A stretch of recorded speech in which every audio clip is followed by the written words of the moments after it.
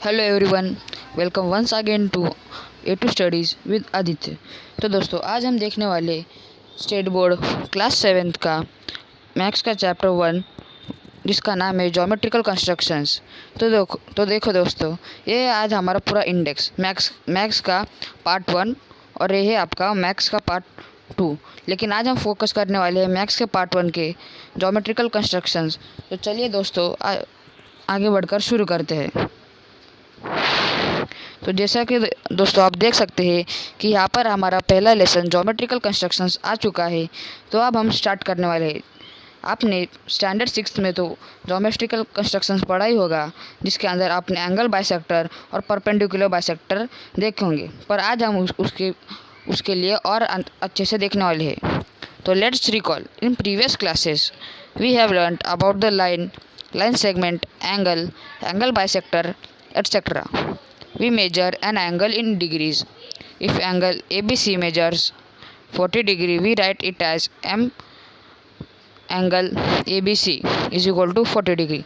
तो दोस्तों, इसका मतलब है कि हम लोगों ने पिछले क्लास यानी कि 6th स्टैंडर्ड में देखा है कि लाइन क्या होती है, लाइन सेगमेंट क्या होता है, एंगल क्या होता है और एंगल बाइसेक्टर क्या होता है, और भी कुछ जाना होगा आपने।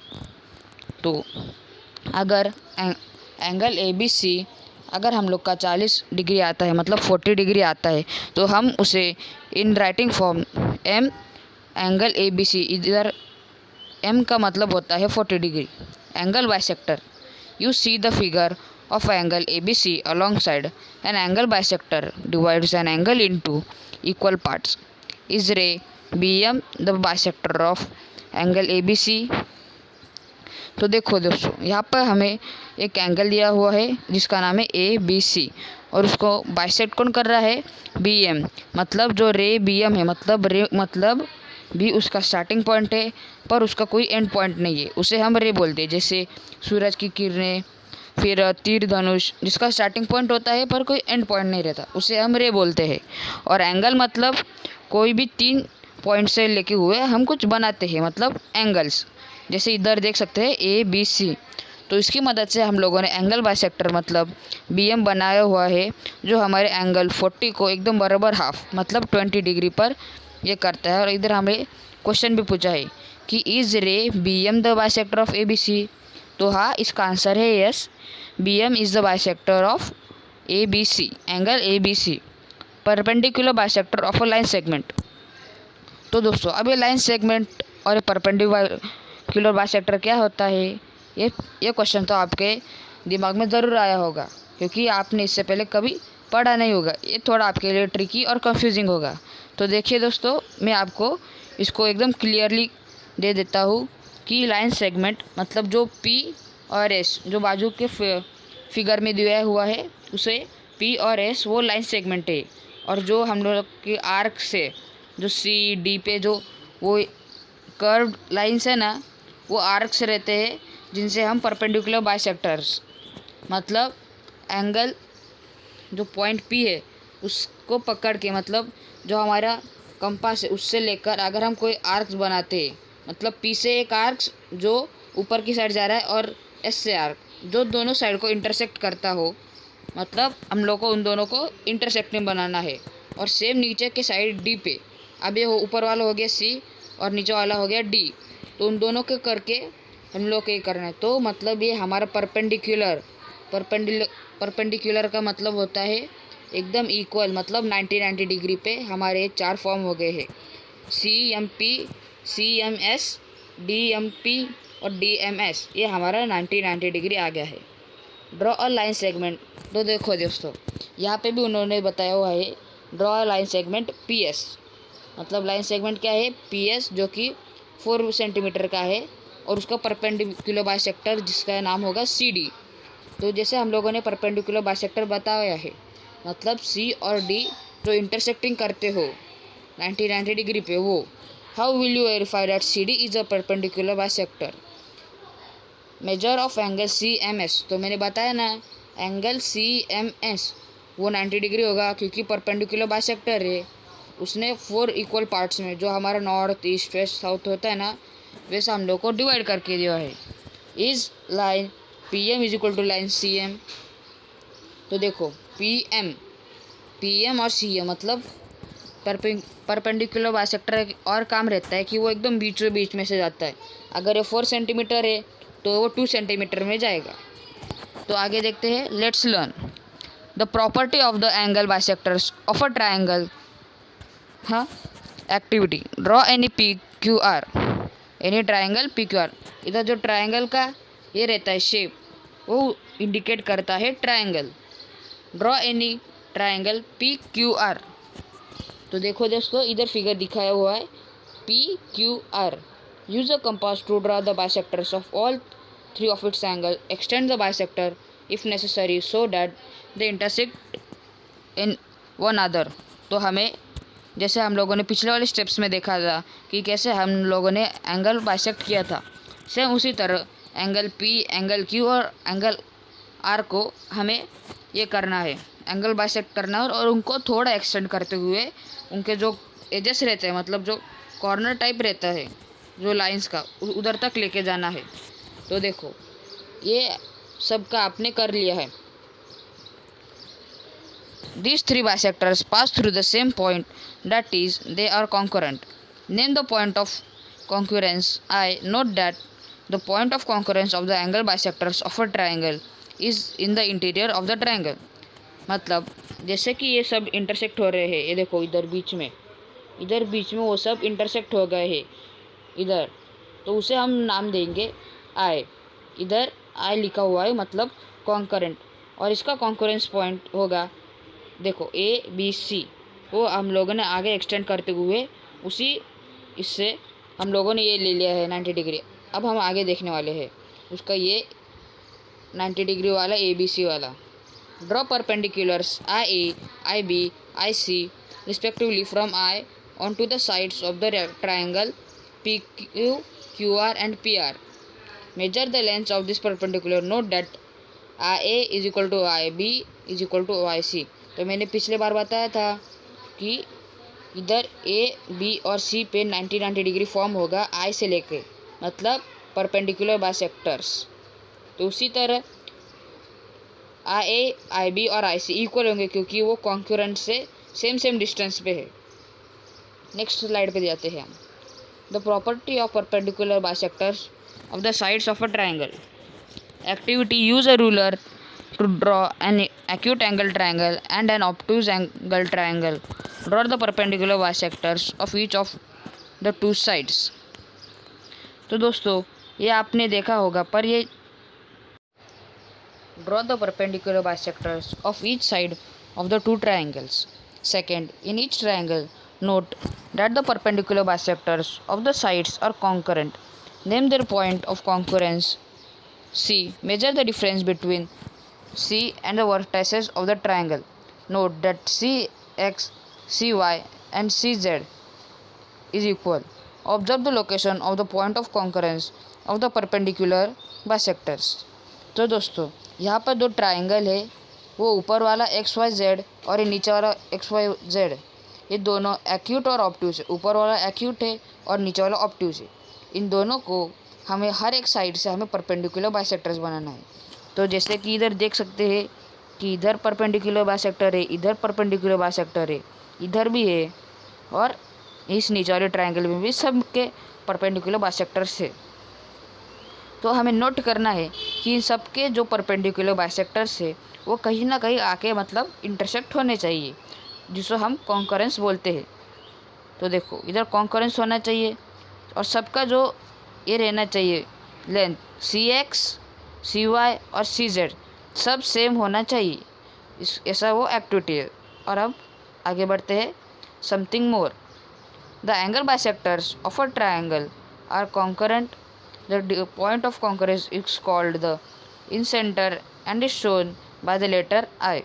वही फिर से वो बात है कि जो एंगल बाइसेक्टर्स होते हैं ट्राइंगल के वो कॉन्करेंट होते हैं, मतलब ट्राइंगल के एक बीचों बीच साइड में आते हैं जो कि ट्राइंगल का सेंटर होता है, जिसे हम कॉन्करेंट यानी कि इन सेंटर बोलते हैं। उसको हम रेफर करते हैं I। The perpendicular bisectors of the sides of a triangle are concurrent, their point of concurrence is called the centre and is shown by the letter C. ये देखो इधर भी वो कॉन्करेंट है और इधर उसे डिनोट करके रखा है सी से, पर उसके इधर आजू बाजू में मतलब वो एक्सटेंड किए गए हैं वो लाइंस। इधर देखो ये पहले वाले का इधर आई लिखा हुआ है, ये देखो इधर सब इंटरसेक्ट हो रहे हैं एक बीचों बीच पॉइंट पे। ये है आपकी प्रैक्टिस सेट 1। अगर आपको चाहिए तो आप मुझे कमेंट बॉक्स में लिख के बता सकते हैं कि आपको प्रैक्टिस सेट चाहिए तो प्लीज़ कमेंट करो। मैं आपके लिए एक स्पेशल वीडियो बनाऊंगा हर एक प्रैक्टिस सेट की, जिसे मैं अपने चैनल पे दूसरे चैनल पे a2studies.com पे डालूँगा। इधर आपको मेरे फ्री क्लासेस देखने को मिलेंगे मेरे चैनल पे A2 स्टडीज़ पे।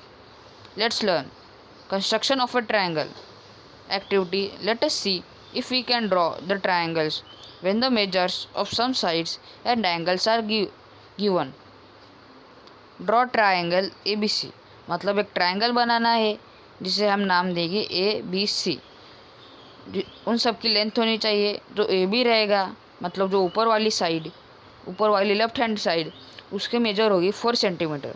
वो आपको एक रूलर से करना होगा, उसका होगा 4 सेंटीमीटर। फिर BC 3 centimetre. Can this triangle be drawn? A number of triangles can be drawn to fulfil this conditions. Try it out. Which further condition must be replace if we are to draw a unique triangle using the above information? ये देखो अभी हम लोग को steps दिए हैं कि हम कैसे कंस्ट्रक्ट कर सकते। इस स्टेप्स को देख के आपको ऊपर वाले जो ट्रायंगल्स है वो कंस्ट्रक्ट करना है। For examples, to construct a triangle given the length of its 3 sides. Example, draw a triangle XYZ such that length XY is equal to 6 cm, length YZ is equal to 4 cm and length XZ is equal to 5 cm. Let us draw a rough figure quickly and show the given information in it as accurately as possible. For example, side XY is the longest, so in the rough figure to XY should be the longest side. तो देखो दोस्तों, जो हमारा जो triangle है वो XYZ हमें करना है। और कोई भी आप ज्योमेट्रिकल कंस्ट्रक्शन कर रहे हो, चाहे आप 7, 6, 5, 4 कहाँ पे भी हो, कौन से भी स्टैंडर्ड में हो, आप चाहे आप 10th भी क्रॉस कर लो, पहले आप लोगों को कंस्ट्रक्शंस के लिए रफ़ फिगर बनाना ही होगा।